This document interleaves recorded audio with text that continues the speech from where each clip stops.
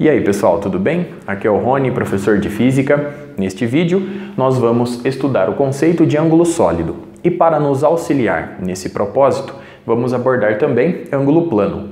Lembre-se que este vídeo e o vídeo anterior servem como revisão de alguns conceitos para que a gente possa deduzir com tranquilidade a lei de Gauss. Vamos observar a figura. Aqui nós temos um arco infinitesimal de circunferência de comprimento dx, centrado no ponto O e de raio Rzinho. Observe que o ângulo central vale dφ. Nós podemos relacionar essas três grandezas, essas medidas, da seguinte forma. O ângulo central é o comprimento do arco dividido pelo raio.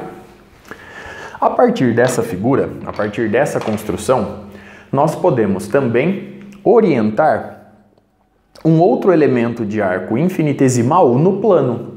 Nós podemos construí-lo da seguinte forma, imaginando que esse elemento de arco tenha origem nesse ponto, e essa orientação no plano, nós podemos prolongar este segmento de reta até o fim do nosso elemento de arco, e com isso a gente consegue visualizá-lo no plano. Vamos assumir que o ângulo formado entre ele e o arco dx vale θ em questão. Vamos assumir que o seu comprimento vale dl. Repare nessa figura, a partir dessa construção, que o ângulo central subtendido pelo arco de comprimento dx e pelo arco de comprimento dl é o mesmo. Esse ângulo central vale dφ. Portanto, vamos tentar agora achar uma relação entre dφ e dl, a partir da análise inicial. Se os dois arcos são infinitesimais, nós podemos confundi-los tranquilamente com segmentos de reta. E sabendo que este ângulo aqui é um ângulo reto, nós podemos aproximar essa figura central por um triângulo retângulo, de forma que, ao fazer o cosseno do ângulo θ, fazendo o cosseno de θ, eu vou obter o cateto adjacente nessa nossa aproximação, dx dividido pela hipotenusa dl. Observe essas duas expressões. A partir de agora, eu posso trocar o dx na primeira por dl cosseno de θ.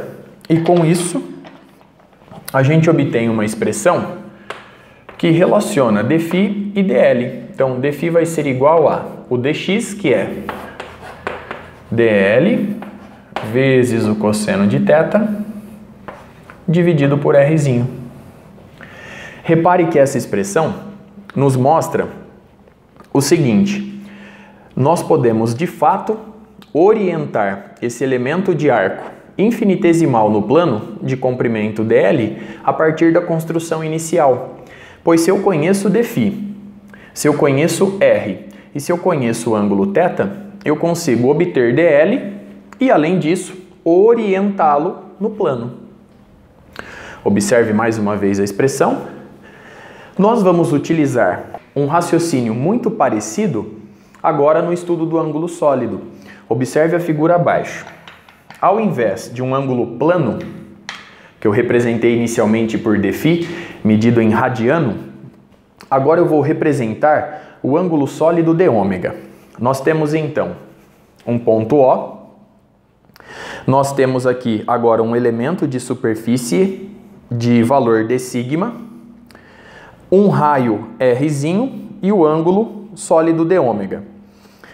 A partir de agora, dσ vai representar, ao invés de um arco infinitesimal de circunferência de raio Rzinho centrado em O, dσ agora representa um elemento de área infinitesimal de uma superfície esférica de raio Rzinho centrada na origem O, no meu ponto O.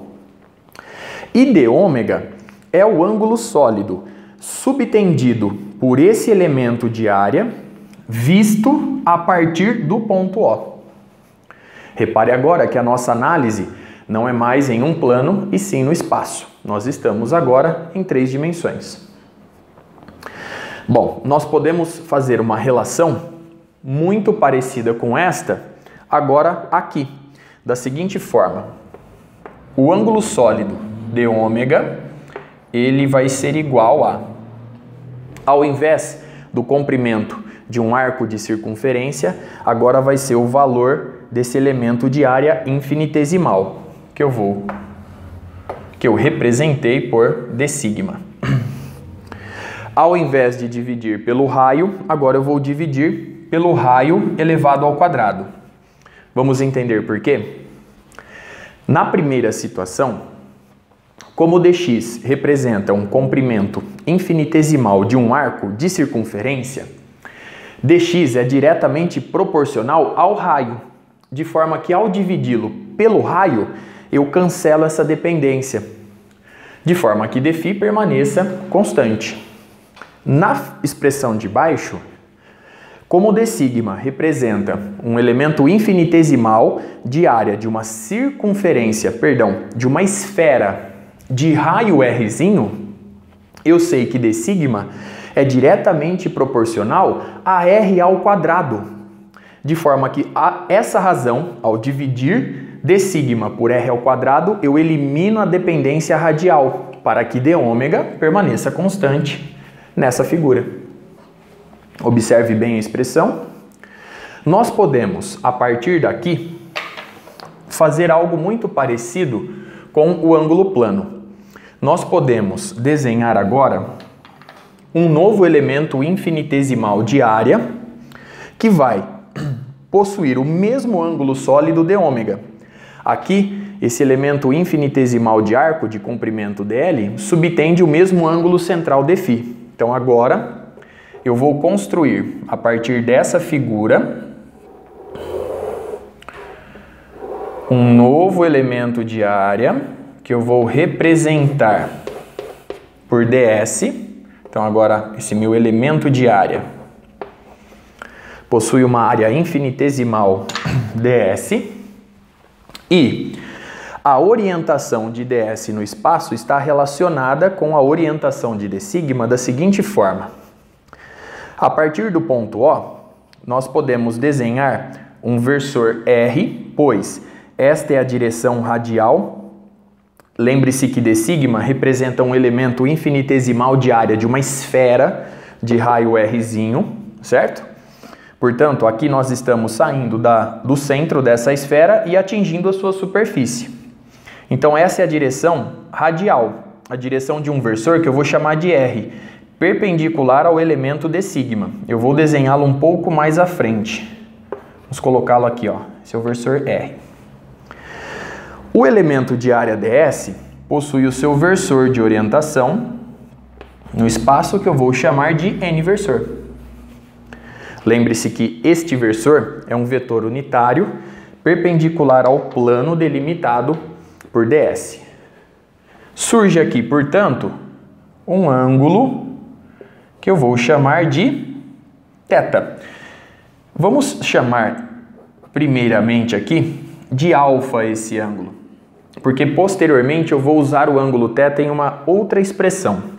Observe a figura em questão. Note agora o seguinte, eu vou relacionar ds com d∑ da mesma forma que eu relacionei no tópico anterior o dx com dl. A expressão é a seguinte, eu vou fazer o cosseno de alfa aqui, certo? Eu simplesmente troquei o ângulo em questão, a representação. Então, o cosseno de alfa, aqui a gente fez o dx dividido por dl. Então, aqui eu vou fazer d∑ sobre ds por correspondência. Observe a expressão. Mais uma vez eu posso relacioná-las. De que forma? Trocando d∑ por ds cosseno de alfa. Desta forma, dω fica dado por ds vezes o cosseno do ângulo alfa dividido por r elevado ao quadrado. Observe essa expressão e note o seguinte. Perceba como eu posso orientar, a partir da figura inicial, esse elemento de área no espaço agora.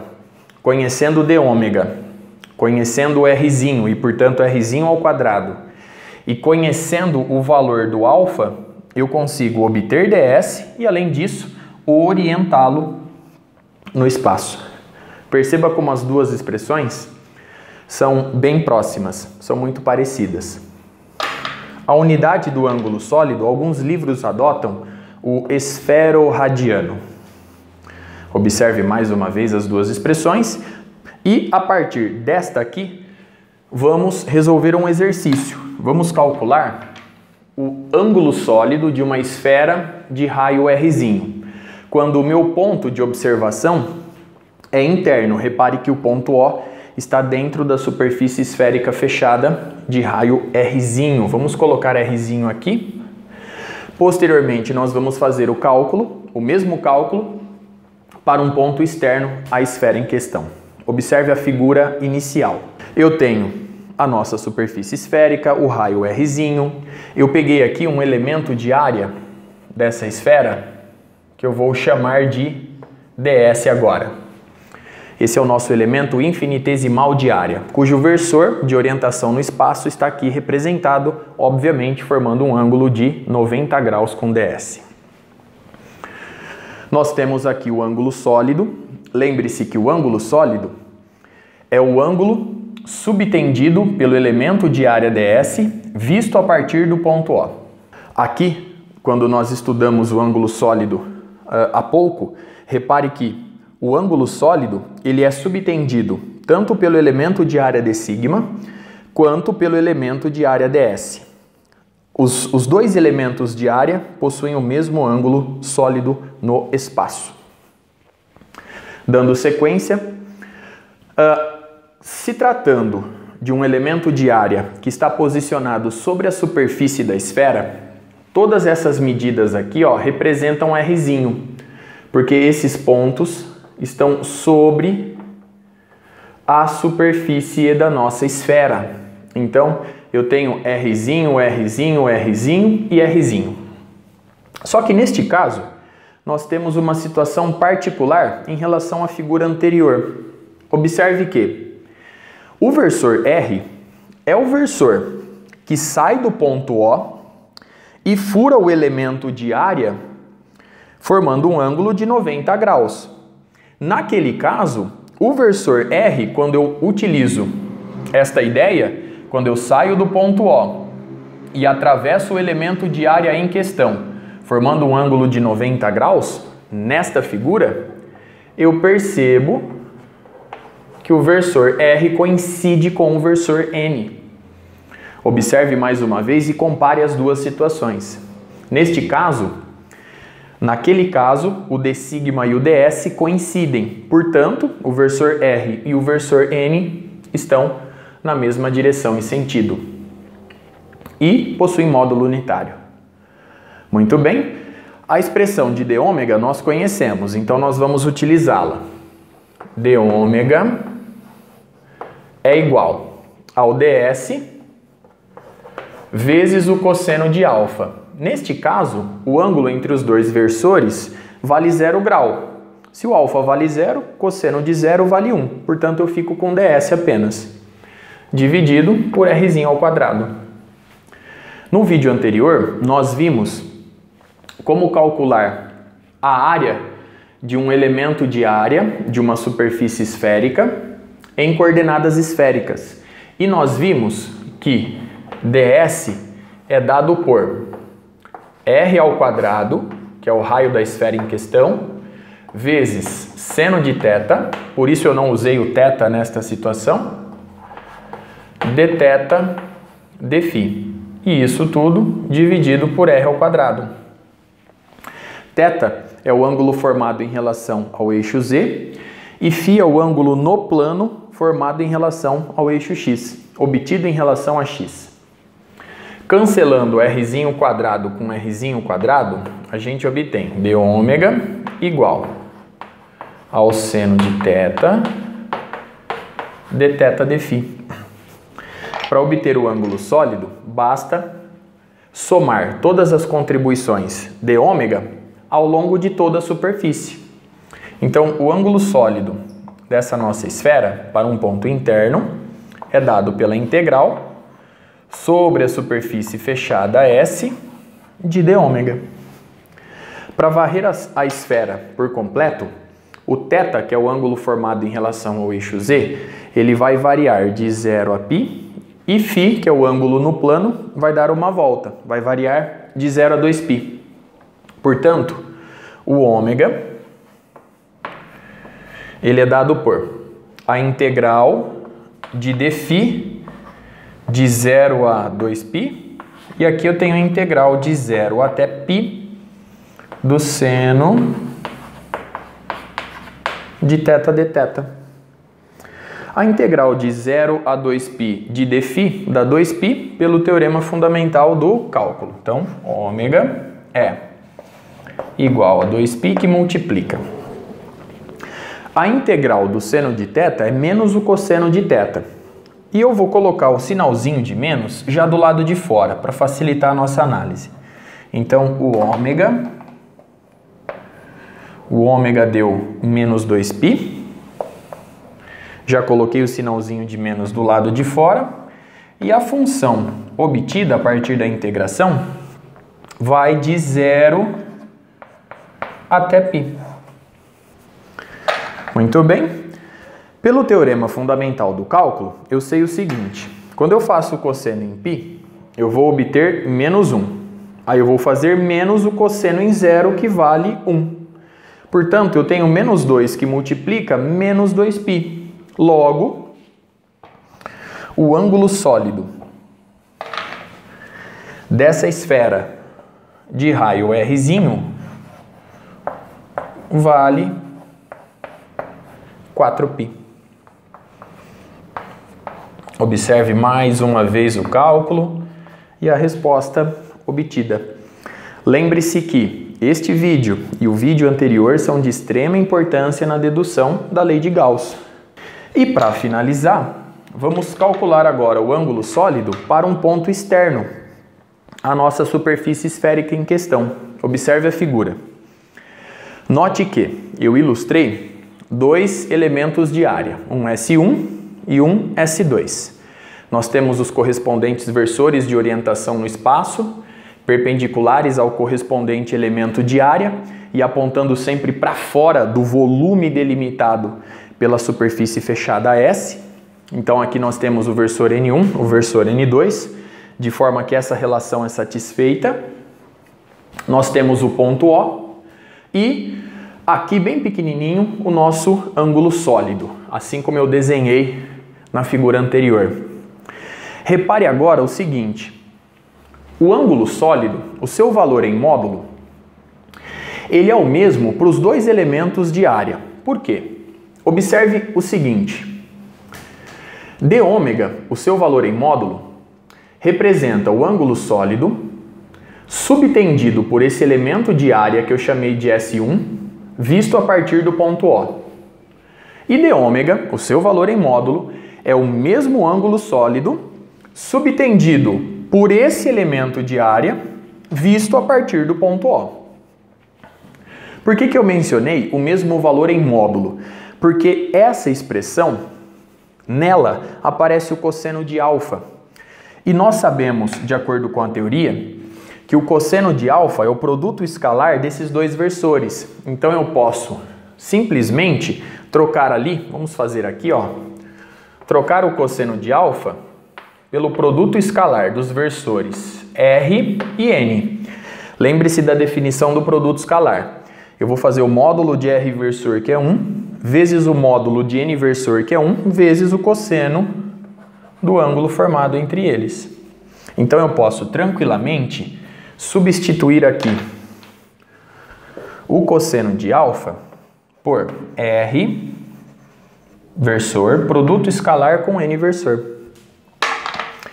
Perceba agora o seguinte, de acordo com os versores N1 e N2, né, vamos desenhar o versor R, que sai do ponto O, fura o elemento de área perpendicularmente para se orientar no espaço.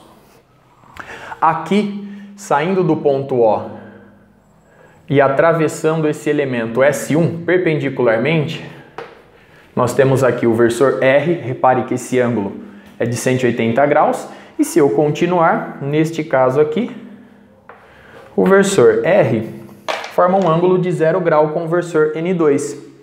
Por isso que eu mencionei no início dessa explicação que o ângulo sólido possui o mesmo valor em módulo para os dois elementos de área. Vamos voltar na expressão original? Perceba que este produto escalar para o primeiro elemento vai dar o cosseno de alfa, que é 180 graus, e portanto menos 1. Eu vou obter menos ds sobre r ao quadrado. De forma que aqui eu vou obter mais ds sobre r ao quadrado, porque agora o cosseno aqui é de 0 grau. Cosseno de 0 vale 1. Portanto, eu tenho o mesmo valor em módulo, porém de sinais diferentes. De forma que o ângulo sólido, neste caso para um ponto externo, se as contribuições possuem o mesmo valor em módulo, porém sinais distintos, eu vou zerar de ômega, zerando o ângulo sólido para um ponto externo, a esfera de raio R. Observe mais uma vez a expressão de ds e os resultados obtidos, e com isso eu encerro este vídeo até a lei de Gauss.